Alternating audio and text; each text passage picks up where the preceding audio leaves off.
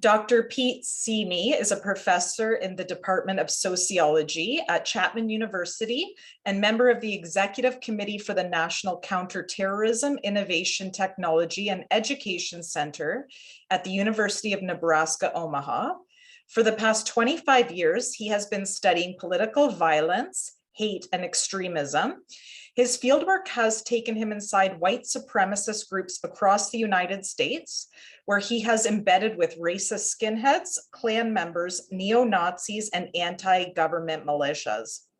Much of this research has been funded by the Department of Justice, Department of Homeland Security, Department of Defense, Harry Frank Guggenheim Foundation, and the National Science Foundation. He is co-author, along with Robert Futrell, I hope I'm pronouncing that correctly, of an award-winning book, American Swastika, Inside the White Power Movement's Hidden Spaces of Hate, and has published more than 60 peer-reviewed journal articles and book chapters on issues related to political extremism, street gangs, and juvenile delinquency.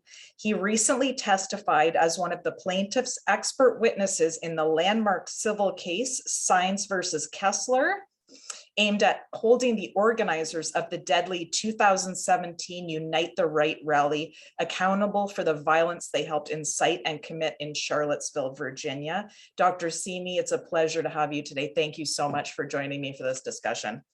Oh, thanks for having me. I appreciate it. Absolutely. I am very excited to start this conversation with you, if you don't mind, talking about white supremacist infiltration, specifically into law enforcement and the military. This is something that is sort of new knowledge to me in a way. I knew that the culture, is what it is, but how is this? Is this a new thing? Is this on the rise since the presidential election of 2016? Can you talk a little bit about this, please? Sure. Yeah. Thank you. You bet. Well, I think there's two important things to look at here, just to start with. One is you mentioned the culture of these institutions, and that implies history as well, which is really important here. So in many respects, the culture and history of both the military and law enforcement in the United States is such that they have white supremacy embedded within these institutional cultures from the get-go. It's baked into the cake in many respects. You look at the founding of the first Ku Klux Klan in the Reconstruction era, shortly after the U.S. Civil War. The Klan was founded by former Confederate officers. There's always been a history of white supremacy as it relates to U.S. military at every point in time in our history. The same thing with the law enforcement kind of history and the history of that culture. Some of the first iterations of law enforcement in the United States were slave patrols. In other words, so it was efforts to practice of a very specific type of social control that was based on white supremacy. So that's an important starting point for understanding infiltration, because it shows us how embedded white supremacy is. Now, more specifically, as it relates to the idea of white supremacist organizations, groups, adherents, making an explicit and intentional effort to try and embed themselves within these institutions for strategic purposes, that's a strategy in the contemporary that really you start to see gain ground in the 70s and into the 80s. It's advocated by very important leaders within the white supremacist movement as a way to infiltrate society more broadly, is that we shouldn't stick out like sore thumbs. We should camouflage ourselves. And we can do that in very explicit ways. And what better places to camouflage yourselves than in key institutional spheres like the military and law enforcement, where you can wield power, but you can also gain, like in the case of the military, really important training as it relates to explosives, so that when society is at that point where we're in a race war, which is what they're essentially kind of preparing for, you're going to have people in key positions who have really essential training. Okay, so these individuals purposely join the military or the police in order to infiltrate it. It's not that it's a part of the culture. It's not that it's become a part of it. They are joining these ranks for the purposes of infiltration and subversion. Is that correct? It's both. It's both. Okay. You have both simultaneously present. So you have the explicit intentional effort to get into these institutions, but within these institutions, they are breeding grounds for it. So sometimes within it, say a law enforcement here in Los Angeles, the sheriff's department has a notorious history for breeding white supremacist gangs within their ranks. These are not people coming from the outside. These are officers who are inside who essentially espouse and adhere to principles of white supremacy that then form their own white supremacist gangs. One of them, well known in the 80s, was called the Vikings, for example. Okay. Okay. And is that a part of can we talk a bit about what accelerationism is then and how that ties into this? Yeah, I mean, I think you're starting to hear a lot about accelerationism within the last few years. Yes. It's really, though, again, when you look at the principles of white supremacy as a broader movement, as a broader worldview, it's very apocalyptic in the sense of there's a sense that the world is the current trends in the world when it comes to demographics, for example, when it comes to cultural and political changes that have occurred, especially since in the United States, since the civil rights movement, for example. These things are all creating a festering ground that's moving us closer and closer day by day, quite literally, to a race war. So that's kind of consistent across the worldview, is that we're going to get to the point where we're going to have a race war. Some of them actually we're already in a low-level race war. It's just that most white people aren't aware. The accelerationists come into the mix in the sense of that they're saying, look, given that context, given those conditions, what can we do to speed up the process to get us to that race war, to where we're actually in a full-fledged race war? Are there certain things we can do in terms of acts of violence that can help stimulate, catalyze, accelerate the process, basically? Okay. Okay. So are those like the lone acts of terror and things of that nature? It's both lone acts and small cells primarily. So you see it in what we saw in Buffalo with the shooter there, the perpetrator there, right? Okay. A very explicit idea of being motivated by this so-called great replacement theory in a broader kind of white supremacist worldview, targeted that particular grocery store because of the racial demographics, and hopes to kill as many essentially Black people as possible. That was his goal, in hopes of further kind of galvanizing folks. But you also see it in cellular structured groups, paramilitary kind of style groups like the Atomwaffen Division, the Base. Some of these types of groups are also a manifestation of this kind of accelerationist ideology. Okay, and that actually leads me into a question perfectly about these groups. These super radical groups, such as the Base and the Division, are they trained by such people as Al-Qaeda? Is that where their training is coming from? Are these white supremacists and jihadists? Do they align to train together? You know, there's been some efforts in that direction. Most of their training, though, far more is coming from the U.S. government. Interesting. You know, in that they have active and formerly active duty military folks in their ranks. So that has far more influence than Al-Qaeda as far as direct connections in terms of what's allowing them to organize and train in the way that they do. It's far more coming from the U.S. government than Al-Qaeda. Okay, I see. So they have veterans and active duty in those groups. Okay. Yeah. And okay, I see. And these are things that are sort of new knowledge to me, these 2 points here. And you're the man that can explain this to me, because I didn't understand the difference. Now, in terms of militia movements, while I do understand their extremism element, I didn't realize their connection with neo-Nazi groups or racist groups. I didn't realize that there was a racial element to anti-government militia groups. Can you discuss that a little more? Because I didn't realize that. Yeah, sure. Thank you. I think one of the difficulties in talking about white supremacist movements is that we have very kind of narrow vision of what that looks like. It looks like white sheets and hoods. It looks like, shaved heads and swastika tattoos, that kind of thing. Well, that's certainly a part of it, but that's only one piece of it. White supremacy is much broader. And again, because in the United States of our history and the founding of the country being steeped in white supremacy, legislatively, for example, like the 3/5 Compromise, but of course, certain practices like slavery and segregation and everything else as part of our history, white supremacy is very much built into the contours of our social system.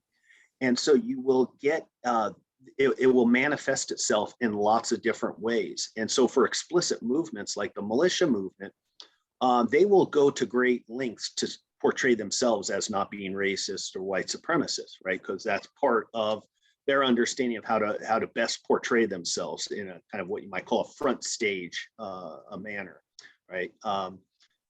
That doesn't mean, though, on the backstage, you're not going to find lots of different aspects that overlap with groups that are more explicitly white supremacist, like Klan groups, racist skinhead groups, and neo-Nazi groups. And you will, in fact, hear lots of things in terms of anti-immigrant rhetoric, anti-Muslim rhetoric, anti-Black racism, anti-Semitism. So all of these things are relatively prominent, at least in my experience, what you find on the backstage. But it's also, if you look at even militia groups, how they present themselves even more explicitly, they will espouse pretty openly anti-immigrant and anti-Muslim beliefs without making much bones about that. And for some reason, we've kind of missed that in many respects in terms of how we view militias. Of course, there's some historical things. When you look at, for instance, the first era of the anti-government militia movement, we see kind of emerging in the 90s, the early 90s, around the Ruby Ridge standoff and then Waco. And those kind of catalyzed the first kind of wave of the anti-government militia movement. But there was a lot of organizational overlap with kind of pre-existing white supremacist groups. There was overlap in terms of personnel, as far as members who were maybe simultaneously involved in both types of groups. And sometimes a group was both a militia group as well as a more traditional white supremacist type group. The second wave of the militia movement, I think, is also important to point out. That comes after the election of our first Black president, in 2008. Right. And while militia groups want to say they're focused on the Constitution and loss of liberty and so forth, it is somewhat suspicious, shall we say, that the second wave emerges after the election of Obama, as opposed to, say, after the passing of the Patriot Act several years earlier, after 9/11. If the militias were so concerned about loss of liberty and curtailing freedom, you would assume that they would have then emerged after the passage of the Patriot Act, arguably the greatest curtailment on personal liberty in US history. But they didn't. They emerged after the election of the first Black president. So I think that is a very significant illustration of how, in many respects, militias are inherently motivated and catalyzed to a large extent by racial dynamics. Okay, that's okay. That makes so much sense. And that leads me into something then that I have seen. I live in rural Ontario, and we do have anti-government militia type groups out here. One that I can that I can think of that comes to the top of my mind is headed up by a non-white leader. And so he is very pro-Trump, very pro-militia, but again, anti-Muslim, anti-woman, even anti-Black, even though that's what he is. I will go so far as to say that.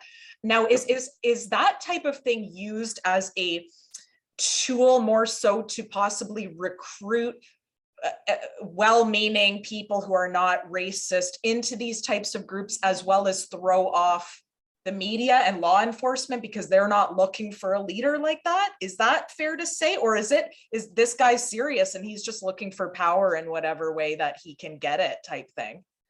Well, I think it's both, right? I mean, what better way to establish or try and prove that, well, we're not racist. Look, we have this Clever. leader. Yes, very clever. Yeah, absolutely. So I think that is, definitely a big part of it. I'm sure on some level, this person sincerely has these beliefs and also probably driven by some kind of a quest for power or significance of some kind.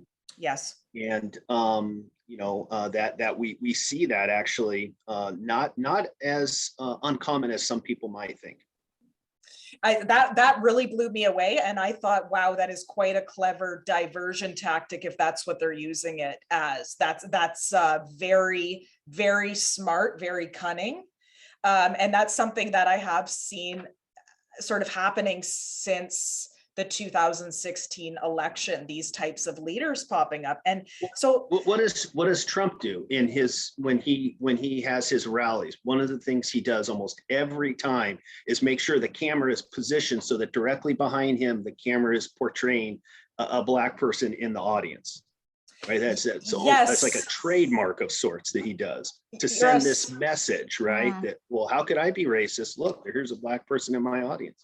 Right, or you see the Blacks for Trump flag a lot in these. Okay, that makes so much sense. So I'm very curious to talk with you, and I know like this is just anecdotal, but something I noticed after the 2016 election, and certainly not even most Trump supporters, I don't want to imply that, but I did notice very narcissistic type of individuals coming out of the woodwork, feeling very emboldened to start their own types of groups to speak openly hateful about people. And then so that makes me wonder then if they're feeling emboldened to do this, and are they targeting, in the last several years, have they been targeting law enforcement and military at particularly or vulnerable people that could be open? Maybe they're not bad people, but they have complex PTSD, or they have PTSD.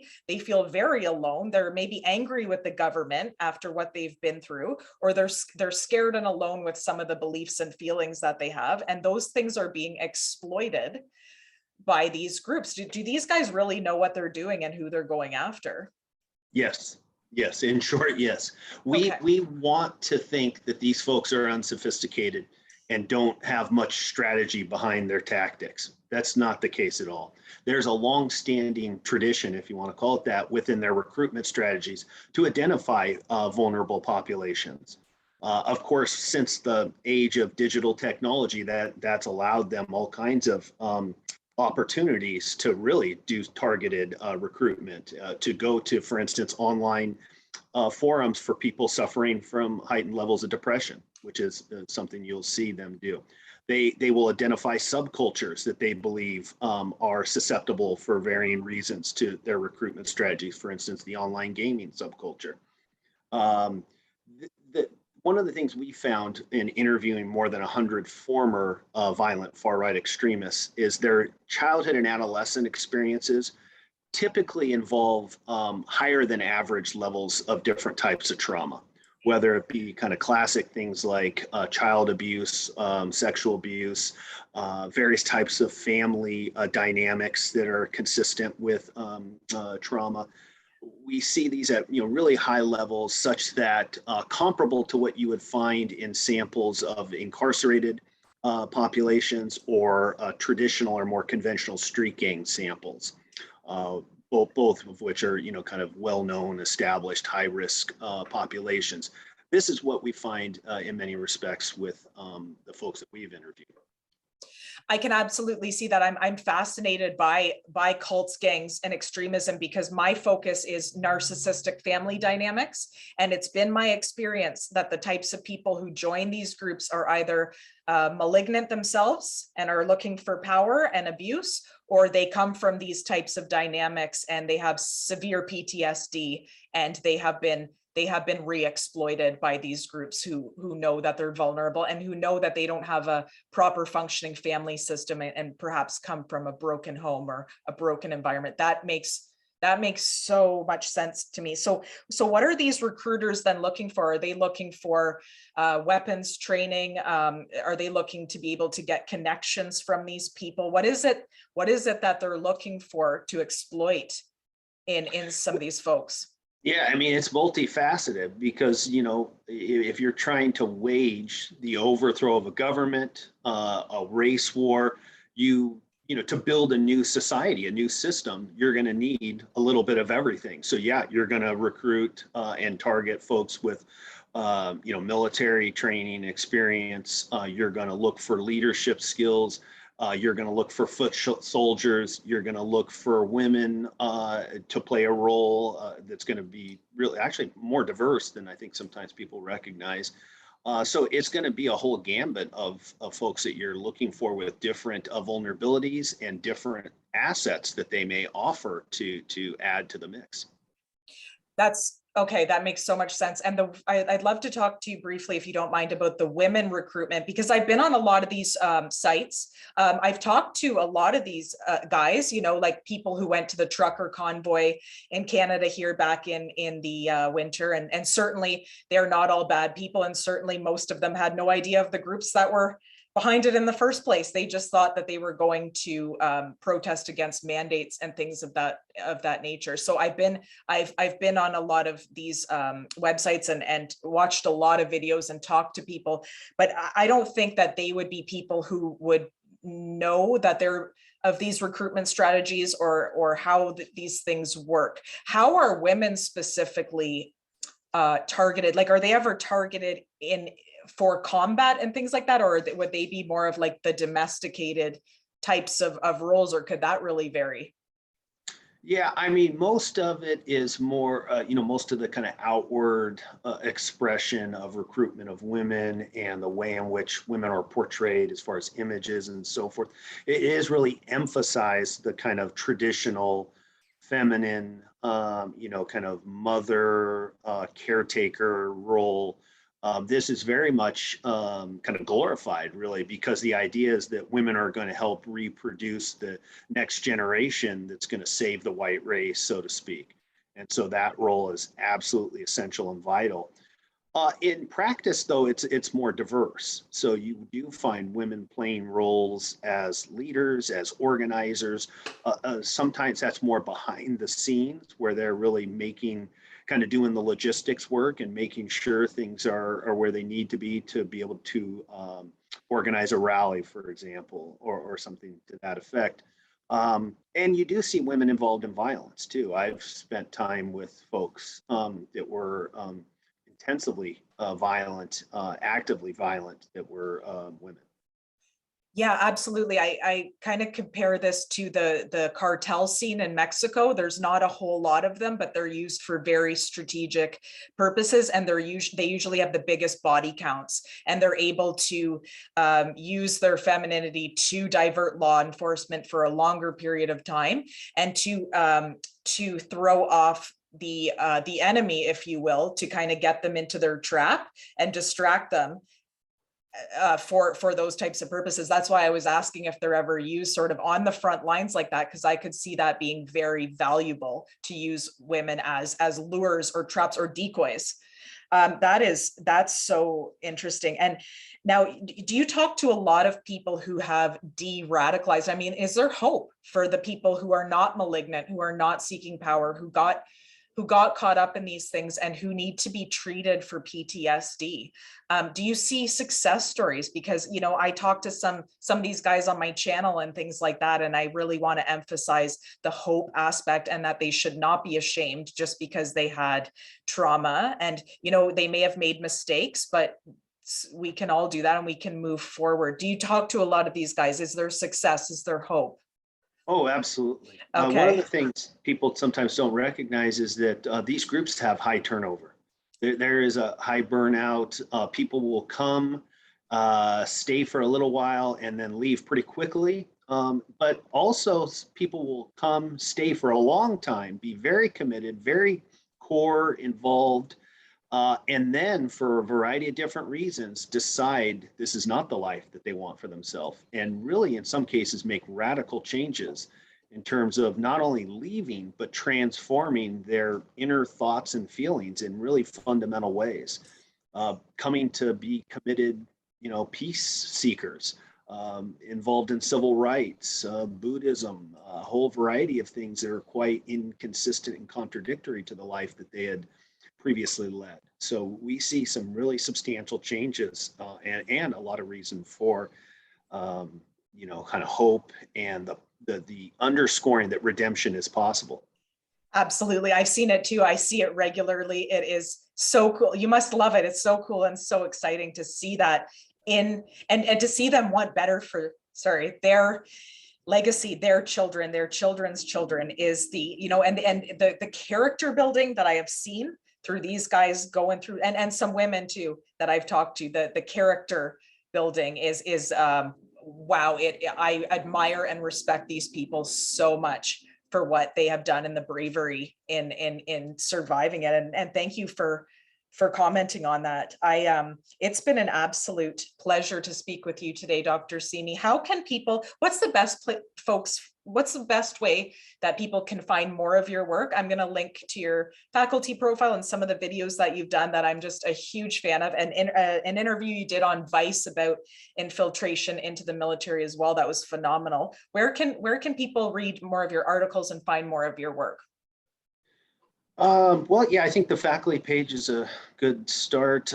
The book that I co-authored, American Swastika, is available, on Amazon and so forth. So perfect. I'm looking forward to getting myself a copy of that. That looks incredible. I can't thank you enough for taking the time to speak with me today. This has been amazing, and I know it's going to help a lot of people. Thank you so much.